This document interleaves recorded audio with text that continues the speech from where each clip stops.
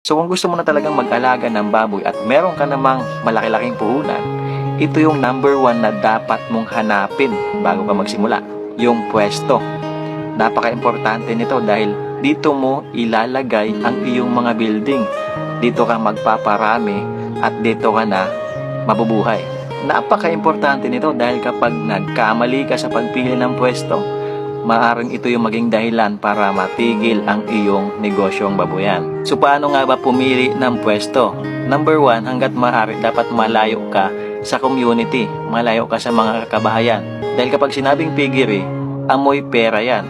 At yun naman yung ayaw ng ating mga kapitbahay. Maliban na lang kung nagbibigay ka ng karne. At ito yung madalas na dahilan kaya naipapasara ang isang piggery.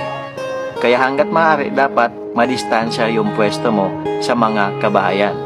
Pangalawa, dapat accessible. Kasi paano na lang kapag magbebenta ka na ng baboy, kung hindi naman makapasok yung mga truck o yung mga jeep sa iyong pwesto. So mahirapan ka magpalabas o magbenta ng yung mga alagang baboy. At syempre, paano na lang kapag bibili ka ng sako-sakong feeds, di ba? Mga pakain, di mahirapan ka kapag hindi accessible yung iyong pwesto na napili. So hanggang dito na lang. Huwag mong kalimutang i-like at i-share ang aking video. Kuya Makoy, maraming salamat.